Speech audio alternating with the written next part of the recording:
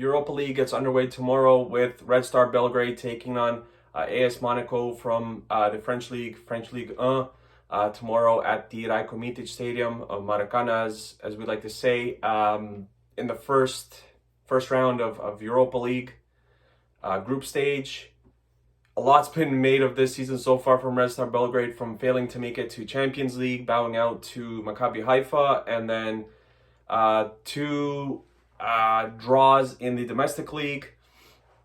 There's a lot been said about the team. Dejan Stankovic has resigned from his post as manager. Milos Milojevic has taken over. So it's been kind of a whirlwind ever since the defeat or bowing out to Maccabi Haifa in Champions League qualifying. So as I always like to start these posts, basically with the starting lineups or starting lineup for Red Star. There's some questions here that need to be answered. Ivanic looks like he could be out with an injury. I think he sustained the injury against Maccabi Haifa, and then he was brought back for the derby against Partizan, and he, from what Milos Milojevic says, he injured another part of his leg. So go figure. But I would go with Stanislav Borjan in net, right back. I mean, you still got to go with Irakovic, Milunovic, and Dragovic as the center backs, and Milan Rodic as the left back. I assume Milan Rodic will be ready. He's missed against Partizan. He played 55 minutes against TSC. I don't think he didn't feature at all. Azarov he played, so he didn't feature at all. Hopefully he's ready to go. And in the midfield, we could see like a 4-3-3 or a 4-1-4-1. Sonogo, defensive midfielder for sure, and then if you go with a 4-2-3-1, which I think Milojevic could do, you would have Sonogo and Kanga as the defensive midfielders. I wouldn't play Ivanic in this match, so I would let him fully heal from this injury. I don't want him re-injuring it again or messing up another part of his leg. He's already, missed 2 matches, and when he first got injured, the rumors were he's going to miss only a week, and then it went to 3 or 4 weeks. So there's a lot of various reports. Milos Milojevic said they're going to track it today to see how it is, and then they were going to make a final decision either tonight or tomorrow morning if he's going to play or not. I would not risk him getting injured yet again or re-injuring himself. I just simply wouldn't do that. So with Sonogo and Kanga as the defensive midfielders, I would have Katai on one wing, Bukhari on the other, and then Kings Kangwa through the middle as the attacking midfielder, and Alexander Persic up top. I think that for the most part, I think that's the safest lineup. I don't think that Mitrovic on one wing and Bukhari on the other, and Kata maybe through the middle. I don't think that's kind of the answer here. I would go with the lineup that I suggested. If you go with a 4-1-4-1, Sonogo as the defensive midfielder, and then you can have Kanga and Kangwa, and then Katai, Bukhari on the wings, and Persic up top. So that's kind of what we're looking for here. We need a strong defensive midfielder in there. That's Sonogo. That's the only real natural defensive midfielder that we have there. Weren't able to bring in Edmonado in the final hours of the transfer window, so we're kind of paying the price here. It's really slim at that position in the defensive midfielder department. When it comes to AS Monaco, kind of like their weaknesses, they're not good on the right side, so they're, I guess, their right side or the opponent's left wing. Perfect chance for Rodic to kind of whip in some balls in there for Persic and get something maybe going with Katai. But yeah, that's the kind of segment of their game that they're weak at, and they kind of let a lot of teams cross the ball into their 18-yard box, and far post they usually don't man mark very well. So I think that's something that Red Star could take advantage of. Kamaran Fofana, their defensive midfielders, aren't really defensive midfielders, so it's kind of like when Red Star had Kanga and Kangwa as their defensive midfielders. They don't have any defensive characteristics, and I'm not saying that Kamaran and Fofana don't have any defensive characteristics. They just don't really like getting back that much and helping out in the defensive segment of the games. Minamino has been a disappointment for them thus far. Signed from Liverpool for I think around 17-18 million euros.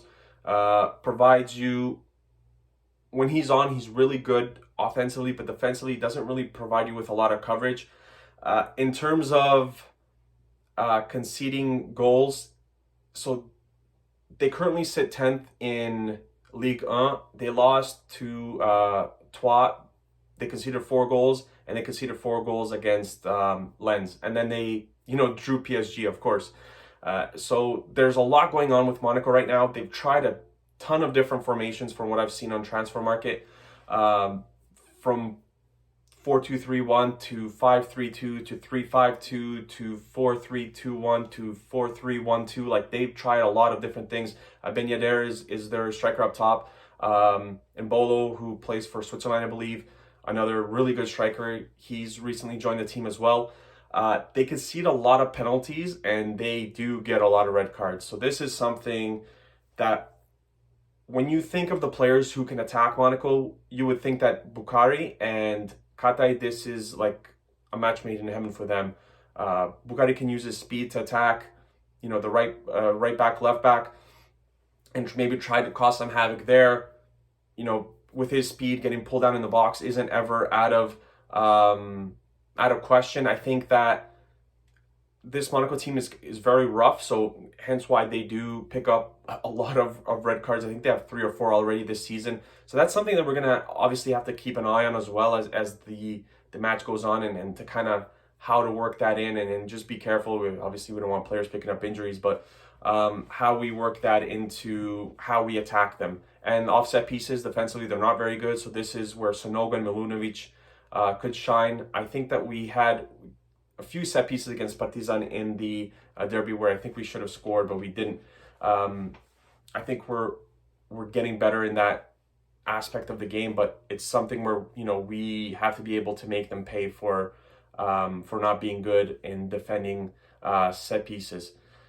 They create a lot of fouls outside their 18-yard box, which kind of leads into with what I said with conceding penalties and fouling a lot and picking up red cards. So they concede a lot of fouls outside their 18-yard box, and they're willing to let teams shoot from distance. So this is where guys like Kanga and Kangwa, who have very good shots from distance, this is where they can kind of use this to their strength. And Kanga, honestly, even if teams don't allow him to shoot from distance, he's going to try to get a few shots off a match where, from 20, 25 yards out. It's just how he is. And more often than not, they're actually very, very good attempts. And again, Kangwa, also very good from distance. This is where he can use his ability from distance as well to kind of try to get something going. And obviously, shots from distance, goalkeepers don't always hang on to the ball. They fumble it around, they lose it. So, guys like Pesic, who seems to be in the right place at the right time, this is a chance for him to maybe bang in a goal from close distance. He hasn't scored in the last 2. There's a lot been made of him being out of form, if you want to call it that. He said in the press conference, I don't score for two matches, and all of a sudden, it's the end of the world. And he realized that there's huge expectations here, but he'll get going again.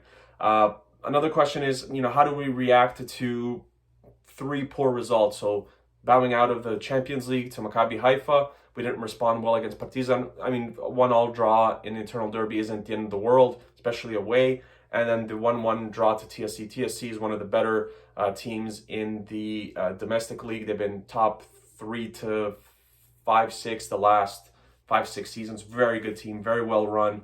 Drawing at home, I think you always want to get the win, but drawing at home, a lot has been made out of that. So I want to see a reaction. How do we react to these maybe not so great results, and how do we now adapt to the Europa League, and what can we do against the Monaco team, that plays in the top 5 leagues in the world, so to say.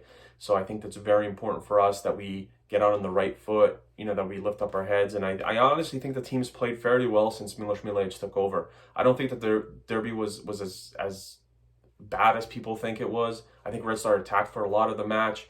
Partizan had their chances to score the goal, but I don't think it's been bad. I think it's going to take a lot for Miloš Milić to kind of get this team up. And he said something interesting in the press conference, and I completely agree with him. We went from talking to Red Star as this Red Star team as one of probably the best one since 1991, since we won, Champions League and the World Championship. But we went from talking about this team as the best team since 1991 to this being an overrated team. So there's talent here. I think it's very important for the guys to pick it up mentally, and to kind of get back into it. I think a lot of guys are still suffering for what happened against Maccabi, but we got to throw that in the rearview mirror, and we have Europa League to look forward to.